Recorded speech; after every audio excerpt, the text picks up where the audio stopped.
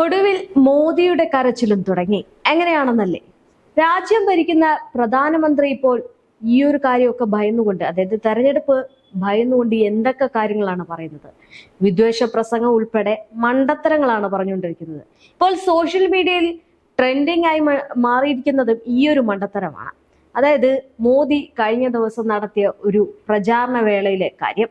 നമുക്ക് ആദ്യം ആ ഒരു വീഡിയോ ഒന്ന് കാണാം. जरा नवीन बाबू को कहीं खड़े कर दीजिए और उनको बिना कागज लिए उनको कहिए कि आप उड़ीसा के जिलों के नाम बोलिए और जिलों के कैपिटल के नाम बोलिए. ഈ കണ്ടത് ഒരു കനത്ത പ്രചാരണത്തിനിടെ മോദിയുടെ ഒരു സുപ്രധാന വെല്ലുവിളിയാണ്. അത് ഏറ്റവും വലിയൊരു മണ്ടത്തരം. ഇനി മനസ്സിലാകാത്തവർക്ക് വിശദീകരിച്ച് പറഞ്ഞു തരാം. അതായത് ഒഡീഷ മുഖ്യമന്ത്രി നവീൻ പട്നായിക്കെതിരെ വെല്ലുവിളിച്ച് വെട്ടിലായിരിക്കുന്ന പ്രധാനമന്ത്രിയുടെ വീഡിയോ ആണ് ഈ കാണുന്നത്. സംസ്ഥാനത്തെ എല്ലാ ജില്ലകളുടെയും അവയുടെ തലസ്ഥാനങ്ങളുടെയും പേരുകൾ പേപ്പറിൽ നോക്കാതെ പറയാൻ കഴിയുമോ എന്നാണ് മോദിയുടെ വെല്ലുവിളി എന്ന് പറയുന്നത്. ഇതെന്തൊരു മണ്ടത്തരമാണ് ഈ വിളിച്ചു പറഞ്ഞിരിക്കുന്നതെന്നാണ് എല്ലാവരും ചോദിക്കുന്നത്. കാരണം എല്ലാ ജില്ലകളിലും തലസ്ഥാനവും, രാജ്യം ഭരിക്കുന്ന പ്രധാനമന്ത്രിക്ക് ജില്ലകളിൽ തലസ്ഥാനമുണ്ട് എന്ന് പറയുമ്പോൾ അത് എത്രയധികം മണ്ടത്തരമാണ് എന്നാണ് എല്ലാവരും പറയുന്നത്. സോഷ്യൽ മീഡിയയിൽ ഇതിനെതിരെ വലിയ രീതിയിലുള്ള കളിയാക്കലുകളായാലും വിമർശനങ്ങളായാലും ഒക്കെ നടക്കുന്നുണ്ട്. കാരണം എല്ലാവരും പറയുന്നത് തെരഞ്ഞെടുപ്പ് പോയെന്ന് മോദിയുടെ കിളി പോയെന്നൊക്കെയാ. കാരണം ഇത്രയും വലിയൊരു മണ്ടത്തരമൊക്കെ പറയുമ്പോൾ ആളുകൾ അങ്ങനെ തന്നെ പറയും. ഇനി പ്രാഥമിക അറിവ് പോലും ഇല്ലാത്ത പ്രധാനമന്ത്രിക്ക് ഇങ്ങനെയൊക്കെ എങ്ങനെയാണ് പറയാൻ കഴിയുന്നതെന്നൊക്കെ ചോദിച്ചിട്ടുണ്ട്. ഒഡീഷയിലെ BJPയുടെ തെരഞ്ഞെടുപ്പ് പൊതുയോഗത്തിൽ സംസാരിക്കുന്നതിനിടെയാണ് മോദി ഈ വെല്ലുവിളി ഉയർത്തിയതും ഇപ്പോൾ വെട്ടിലായിരിക്കുന്നതും. കഴിഞ്ഞ ദിവസമൊക്കെ നമ്മൾ കണ്ട് വിദ്വേഷ പ്രസംഗം കൊണ്ട് വെട്ടിലായത്. പക്ഷെ ഇപ്പോ അതിലും വലിയൊരു മണ്ടത്തരം പറഞ്ഞുകൊണ്ടാണ് വെട്ടിലായിരിക്കുന്നത്. ഒഡീഷയിലെ എല്ലാ ജില്ലകളോടും അവയുടെ തലസ്ഥാനങ്ങളുടെയും പേരുകൾ പേപ്പറിൽ നോക്കാതെ പറയാൻ കഴിയുമോ എന്നൊക്കെ ചോദിക്കുന്നത് തന്നെ മണ്ടത്തരമാണ്. ഇനി സ്വന്തം സംസ്ഥാനത്തെ ജില്ലകളുടെ പേര് പറയാൻ കഴിയാത്ത മുഖ്യമന്ത്രിക്ക് എങ്ങനെ തന്റെ ജനങ്ങളുടെ വേദന മനസ്സിലാക്കാൻ കഴിയുമെന്നാണ് മോദിയുടെ അടുത്ത ചോദ്യം എന്ന് പറയുന്നത്. ഇത് നിർത്തിയില്ല, അടുത്ത രണ്ടാമത് ചോദിക്കുകയാണ്. ഇത് സംബന്ധിച്ച് വീഡിയോ ദൃശ്യങ്ങൾ സാമൂഹിക മാധ്യമങ്ങളിൽ വ്യാപകമായി പ്രചരിക്കുകയാണ്. ഇത് മോദിയെ പരിഹസിച്ചുകൊണ്ട് നിരവധി ആളുകളാണ് രംഗത്തെത്തിയിരിക്കുന്നത്.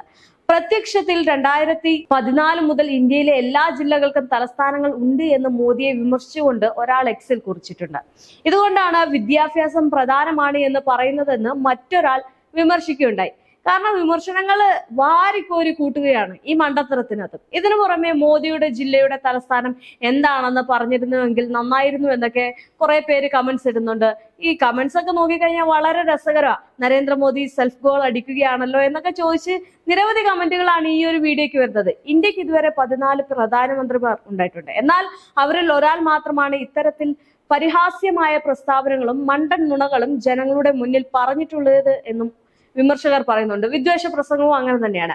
എന്നാൽ സ്വന്തം സംസ്ഥാനത്തിന്റെ മാതൃഭാഷ നന്നായി സംസാരിക്കാൻ അറിയില്ല എന്ന ചീത്തപ്പേര് പലകുറി കേട്ട നേതാവ് കൂടിയാണ് ഈ ഒഡീഷ മുഖ്യമന്ത്രിയായിട്ടുള്ള നവീൻ പട്നായിക്. അച്ഛൻ ബിജു പട്നായിക്കിന്റെ പിന്മുറക്കാരനായി മനസ്സില്ലാ മനസ്സോടെ രാഷ്ട്രീയത്തിൽ എത്തിയ ഒരു വ്യക്തി കൂടിയാണ് ഈ നവീൻ പട്നായിക് എന്ന് പറയുന്നത്. ഈ തെരഞ്ഞെടുപ്പ് കൂടി വിജയിച്ചാൽ മറ്റൊരു കാര്യം എന്ന് പറയുന്നത് രാജ്യത്തെ ഏറ്റവും കൂടുതൽ കാലം അധികാരത്തിലെത്തുന്ന മുഖ്യമന്ത്രി എന്ന റെക്കോർഡും നവീൻ സ്വന്തം പേരിൽ കുറിക്കും. പലകുറി പറഞ്ഞു, ഈ ഭാഷയുടെ പേര് പറഞ്ഞു, ഭാഷയെ നന്നായിട്ട് സംസാരിക്കാൻ അറിയാത്ത ആളാണെന്ന് പറഞ്ഞെങ്കിലും അദ്ദേഹത്തിന്റെ ഭരണ മികവ് കൊണ്ട് ആയിരിക്കാം ഇത്രയും വർഷം അല്ലെങ്കിൽ ഒരു ചരിത്രം തന്നെ ഇനി ഒരു തെരഞ്ഞെടുപ്പിൽ വിജയിച്ചു കഴിഞ്ഞാൽ സൃഷ്ടിക്കാൻ പോകുന്നത്. ഈ തെരഞ്ഞെടുപ്പിൽ ഇന്ത്യ സഖ്യത്തിനോട് NDA സഖ്യത്തിനോ ഒപ്പം നിൽക്കാതെ ഒറ്റയ്ക്ക് നിൽക്കുകയാണ് നവീൻ പട്നായിക്. മാത്രമല്ല സംസ്ഥാനവുമായി ബന്ധമില്ലാത്ത നേതാവാണ് ഈ നവീൻ എന്ന ആ ഒരു പഴയ ആരോപണം കുത്തിപ്പൊക്കുകയാണ് ഇപ്പോൾ മോദി എന്ന് പറയുന്നത്. കാരണം ഇപ്പം NDA വിട്ടല്ലോ. ഇനി ഒഡീഷയിലെ ജില്ലകളുടെ പേര് കാണാതെ പറയാമോ എന്നാണ് പ്രധാനമന്ത്രിയുടെ വെല്ലുവിളി. അത് നേരത്തെ പറഞ്ഞ പോലെ 1997 പിതാവിന്റെ മണ്ഡലമായ അക്സയിൽ നിന്ന് ആദ്യം വിജയിച്ചിരുന്നു. പിന്നാലെ കേന്ദ്രമന്ത്രിയായി. ജനതാൽ പിളർന്നതോടെ ബിജു ജനതാൽ സ്ഥാപിച്ചു. 98 വാജ്പേയി മന്ത്രിസഭയിൽ വീണ്ടും കേന്ദ്രമന്ത്രിയായി. BJPയുടെ പിന്തുണയോടെ 2000 ഒഡീഷയുടെ മുഖ്യമന്ത്രിയായിട്ട് തുടർന്നു. 2007 സംസ്ഥാനത്തെ BJP ബന്ധം മുറിച്ച് ഒറ്റയ്ക്ക് പോരാടി വീണ്ടും ജയിച്ചു. 2024 അദ്ദേഹം അത് തുടരാൻ ശ്രമിക്കുന്നു. അച്ഛൻ ഒഡീഷ ഭരിക്കുന്ന കാലത്ത് സൗഹൃദവും ചങ്ങാത്തവുമായി ദില്ലിയിലായിരുന്നു നവീന്റെ തട്ടകം എന്ന് പറയുന്നത്. ഇടയ്ക്ക് വന്നു പോകുന്നതല്ലാതെ നാടുമായിട്ട് വലിയ ബന്ധമൊന്നും ഉണ്ടായിരുന്നില്ല. പക്ഷേ ഇക്കാലം അത്രയും അദ്ദേഹമാണ് അവിടുത്തെ മുഖ്യമന്ത്രിയായിട്ട് ഇരുന്നത്. അതുകൊണ്ട് തന്നെ മാതൃഭാഷയും വശമില്ലാതെ പോയി എന്ന് വേണം പറയാൻ.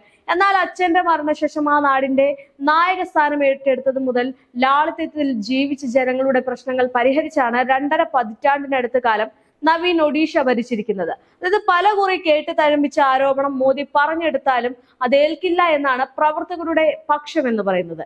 ആ ഒരു തന്റെ പാർട്ടിയിൽ നിന്ന് പിന്തിരിഞ്ഞ് വീണ്ടും അധികാരത്തിലെത്തുമ്പോൾ ഒഡീഷയിൽ ഒരു കാര്യമുണ്ട്, ഇനി മോദിക്ക് ഒഡീഷയിലും ഒരു സീറ്റ് വേണം, അതിനു വേണ്ടിയിട്ട് എങ്ങനെയെങ്കിലും ഇവിടെ വിദ്വേഷ പ്രസംഗം നടത്താൻ പറ്റത്തില്ല. അതിനു പകരം എന്താണ്, അവിടുത്തെ മുഖ്യമന്ത്രിയെ കളിയാക്കുക, അല്ലെങ്കിൽ അദ്ദേഹത്തിനെ കുത്തിപ്പറയുക എന്നൊക്കെയുള്ള കാര്യങ്ങൾ എടുത്ത് ഊന്നി പറഞ്ഞ് മോദിക്ക് 8ന്റെ പണിയാണ് കിട്ടി. കാരണം ഇത്രയും മണ്ടത്തരം പറയുന്ന ഒരു പ്രധാനമന്ത്രി വേറെ ഉണ്ടായിട്ടില്ല ഇന്ത്യയിൽ. അതാണ് ഇപ്പൊ കണ്ടത്. നോക്കിക്കേ, ജില്ലകളിലെ തലസ്ഥാനത്തിന്റെ പേര് എന്നൊക്കെ പറയുമ്പോൾ അത് എത്രയധികം മണ്ടത്തരമാണ്. എന്ത് തന്നെയായാലും സോഷ്യൽ മീഡിയ അറഞ്ചം പുറഞ്ചം കളിയാക്കുകയാണ് ഈ മോദിയുടെ ഈ ഒരു വെല്ലുവിളിയെ തുടർന്ന്. അതുകൊണ്ട് തന്നെ സോഷ്യൽ മീഡിയ തുറക്കുമ്പോഴെല്ലാം മോദിയെ കളിയാക്കിക്കൊണ്ടും പരിഹസിച്ചുകൊണ്ടും ഒക്കെ നിരവധി കമന്റുകളാണ് വരുന്നത്. അതിൽ ഒരു കമന്റ് ആയിരുന്നു, മോദിയുടെ കിളി പോയി, ഇനി ആരുടെയൊക്കെ കിളി പോകുമെന്ന് അറിയത്തില്ല എന്നൊക്കെയുള്ളത്. എന്തായാലും ഈ ഫലങ്ങളൊക്കെ വരുമ്പോൾ അറിയാം എത്രത്തോളമാണ് ഇനി വരും ദിവസങ്ങളിൽ മോദിയുടെ കിളി പോകുന്നത് എന്നത്.